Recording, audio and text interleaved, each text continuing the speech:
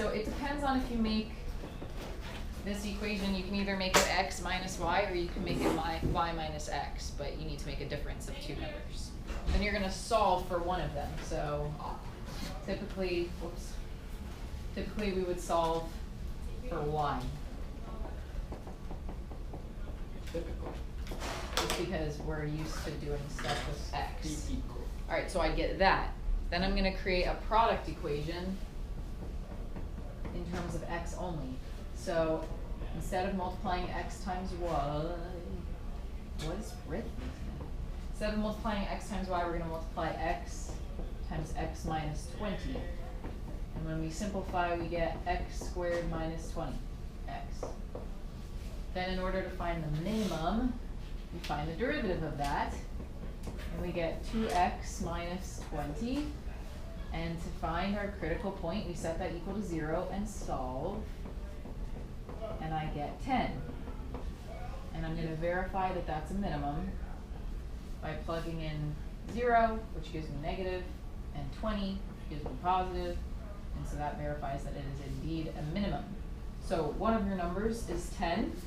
Then you take that number, you plug it back in somewhere, here perhaps, and then you get the second number, which is negative 10. So the two numbers that will be minimizing the product and have a difference of 20 are 10 and negative 10 in no particular order. Just one is 10 and one is negative 10. I can see how this is helpful in business. It gets more helpful, actually. This is not No, but like I can see how this concept is applied. being able to minimize or maximize things can be super helpful. Maximum You know how to do it. profit, minimum cost. That's what we're going to do. So we're going to minimize inventory costs. We're going to minimize like construction costs, like you know, like when they decided to make the caps smaller because they want to make it out of less plastic, like minimizing the material, but it still has to be, you know, big enough to do its job.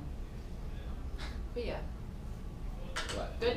Yes. So fast. I know. Okay, so for all of these pictures that involve things, or for all of these problems that involve things that we can draw a picture of, we're going to draw pictures of them to help us better understand.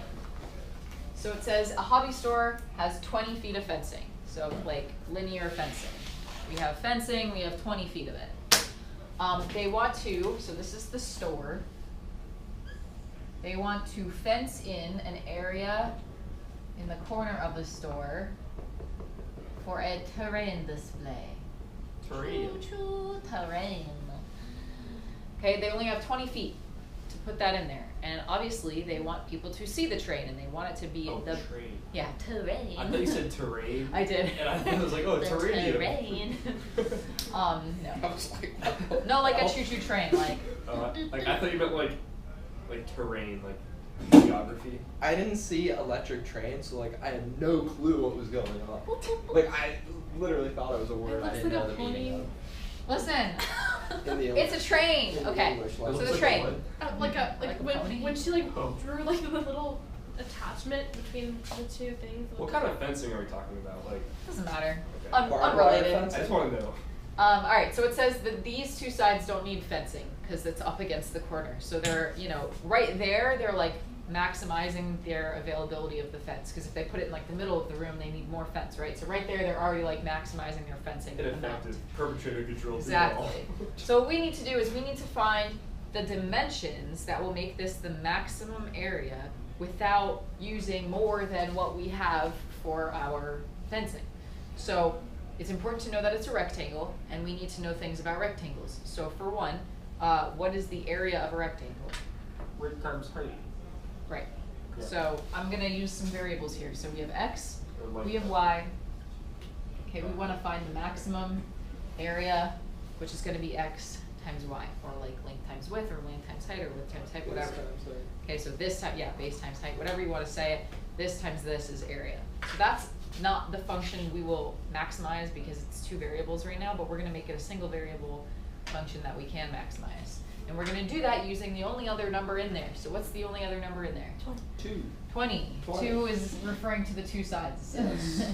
So we have 20 feet of fencing. What is it called when you put up fencing like this in a rectangular fashion, what are we finding here? Like, what is this mathematical term? Perimeter. There you go, perimeter. When we put up a fence around something, we're putting up a perimeter. Now this is kind of like part of a perimeter, right? So typically the perimeter of a rectangle, we would take all the sides, right, and add them up. So our perimeter is modified a little bit because we don't need fencing here or here. So our perimeter, instead of adding all of it, we're just gonna add the two sides, X and Y. And we want that to be equal to 20. 20. Consider this a limitation or a constraint, okay? It is limiting us from using all the fence in the world. And that's good, because if we had all the fence in the world, then we wouldn't be like maximizing the area. We would just kind of randomly be putting fence in anywhere. So this is a limitation or a constraint. So you're always going to be given a limitation or a constraint, and that is what we're going to use in order to create a single variable function. So you're going to solve this like we did the last question for y, so that we can get an all x function. So we're just going to subtract y.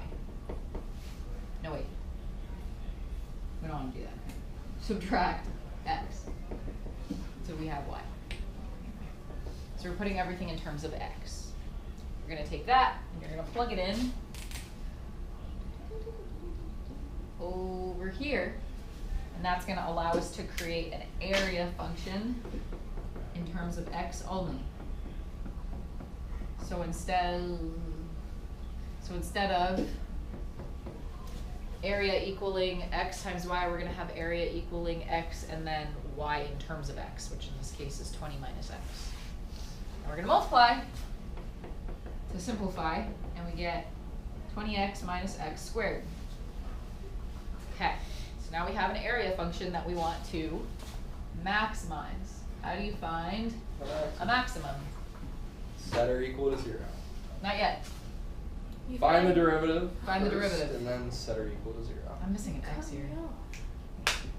You So know find what? the derivative I and cut then somebody set or off equal in to traffic 0. this morning. Oh my It just gosh, happens don't. sometimes. Stop. Okay, so we found the derivative, and now we're going to set it equal to 0. And solve. And we get 10. Woo!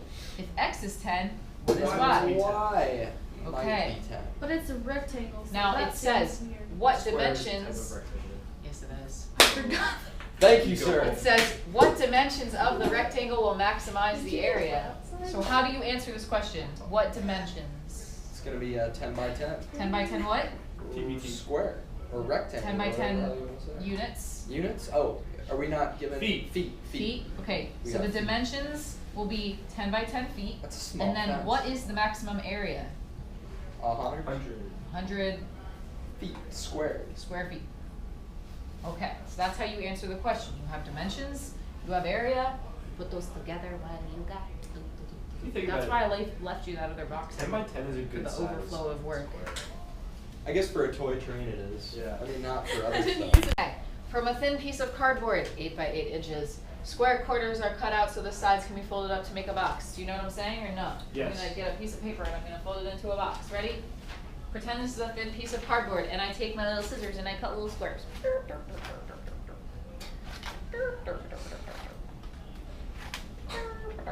There's some stuff. Hit it back great like that. You fail. Okay, so you cut the squares out and then, Oh, we got some cube action here. okay, so you fold it up and it makes A cube. an open top box. Yeah. This is what we're doing. So we took it says 8 by 8, so our thin piece of cardboard is a square. Yes? Yes. Yep. Okay, then we cut little tiny squares out of the corners That's so a that we square. could make an open top box. Right. Okay. Now we want to know what dimensions of this box will yield the maximum volume.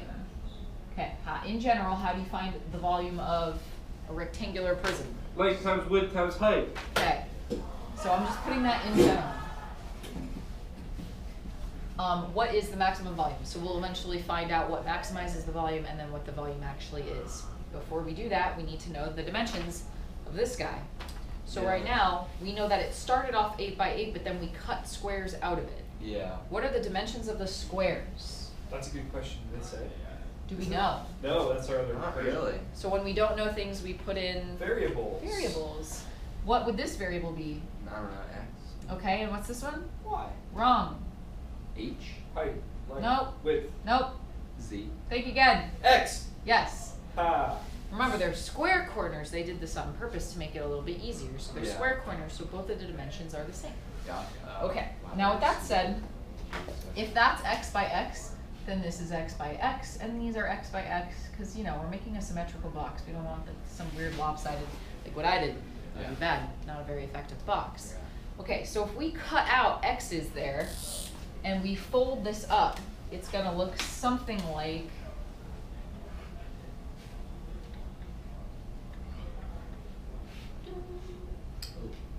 Oh. this is terrible. I can't draw parallel lines unless I'm like right on top of this. It's impressive actually. Yeah. Yeah.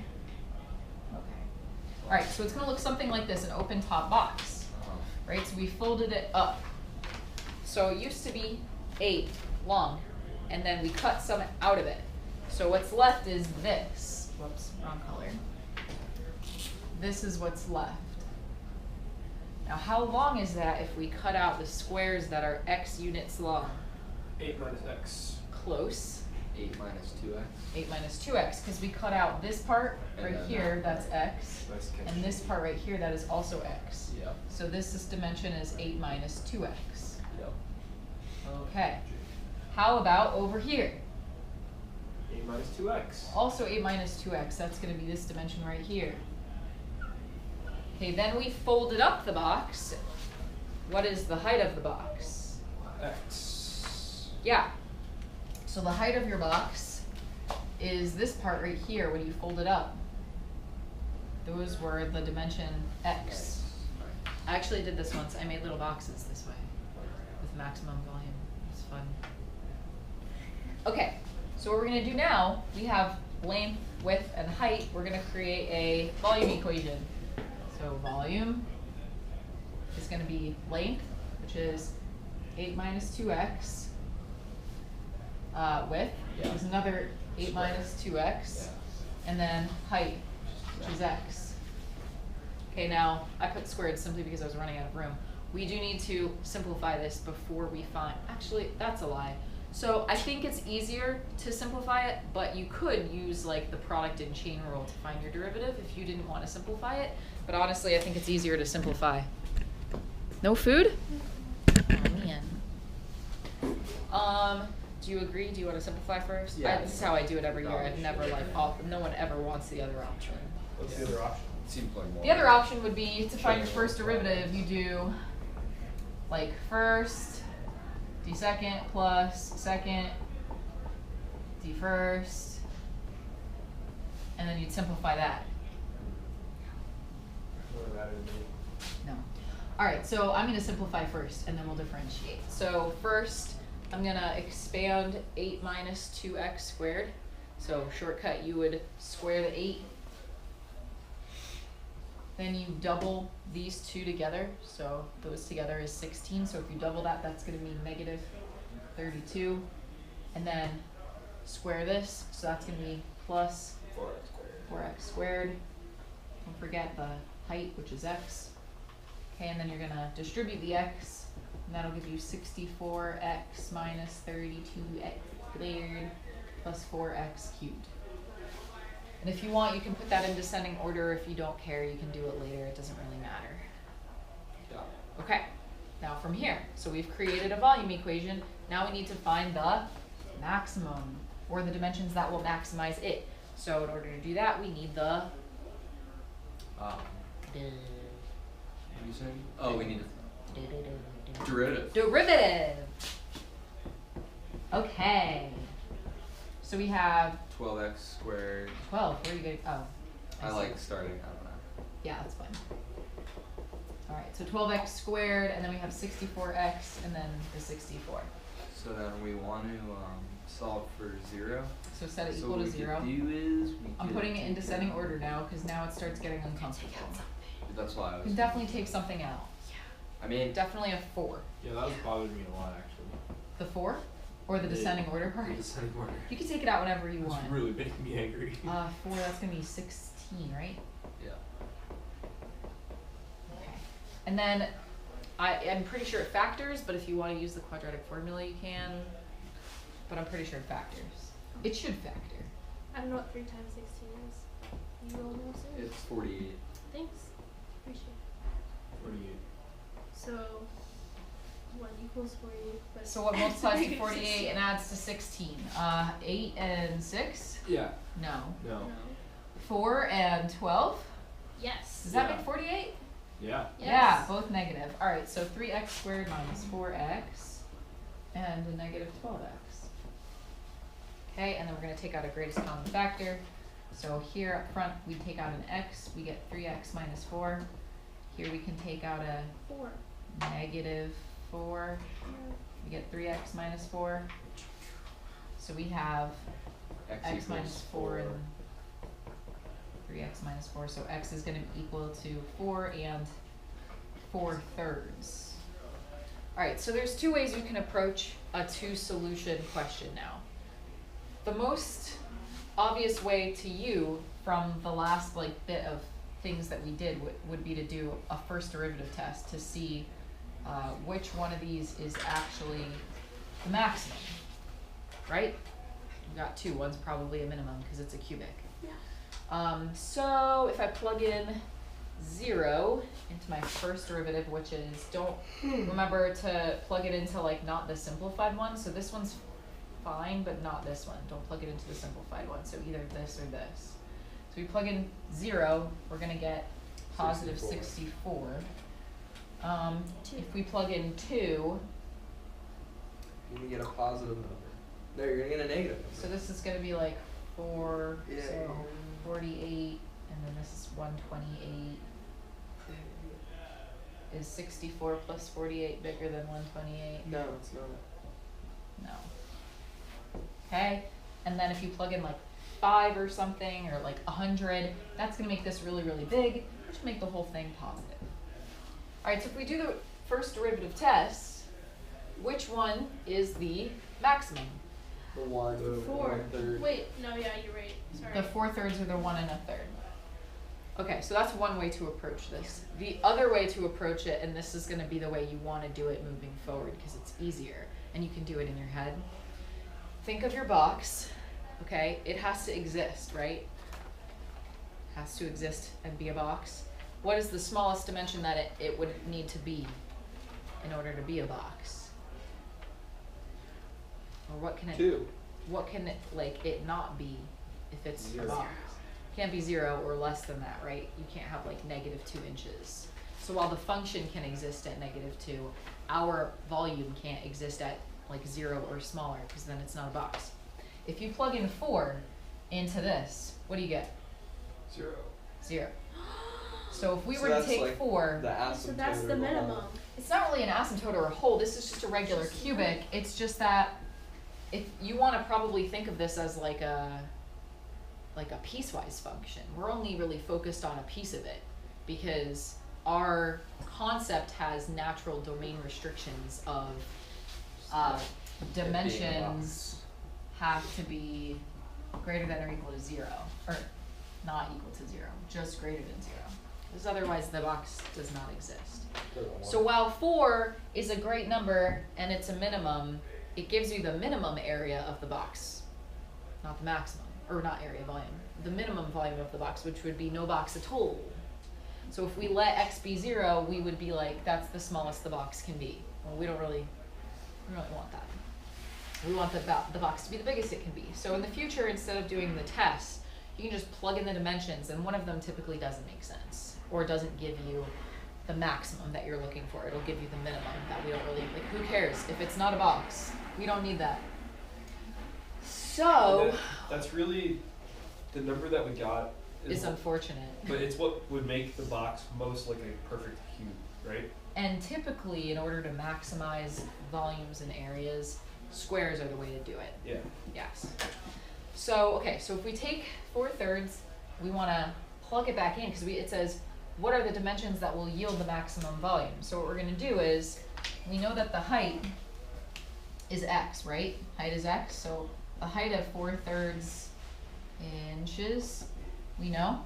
But then we would wanna plug that back in to find the length and the width that would maximize. So if you plug in 4/3 here, you get 8 minus 8/3, which is 16/3. Listen, don't look at me like that. And that would be those two. Probably wouldn't write them like this. Probably would write them as mixed numbers. Because you're not measuring that way. So like, yeah, so 5 1/3 by 5 1/3 by 1 1/3 inches. Those would be our dimensions. Okay, and then it also says, what is the maximum volume? So remember, volume is just length times width times height.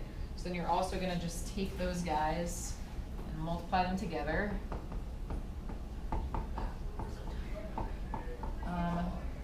This is 256, right? 2 16s and then a 4. I don't know what that is though. That's not what I would expect the answer to be. Isn't it 16 squared 256? Yeah. You're good. Continue. So that's gonna be Just doubting you. 800, 224. So like 1,024. You could just whip out a calculator at any time. No. I would appreciate it. I don't even know if this math is right. Here, Now I'm stumped. I'll do it. I don't know. I'm done now. This is where I stop. You're good. Okay, what is that approximately? 37.925. Yeah, 37.9. 25. How is it 0.925? It's 0.9. 0.9. How is it 37.9. 9259. It's Is it- remainder. It's remainder. It's 0.925 remainder. Oh wait, this is no. What? Yes, that doesn't make you did good. It's okay. Oh my god. Are you doubting 3. This is a 3. There's. Oh, is that a 3 or 2? This is a 27. How is that possible? Yeah. Yeah, we It's did 37. 27. Here. 27 is Here. 3 3s, and 3 doesn't go into this number. Mrs. Right. What? Oh. 3 doesn't go into 1024. Here, Oh, catch. So it should be a. Catch. Should be a. Should throw be it a. It is 27. 3 times 3 times 3 is 27. Is this right? Yes. Don't doubt yourself. No, it would be a remaining. It would be a. Divided by 3. It would be a repeating decimal. Yeah.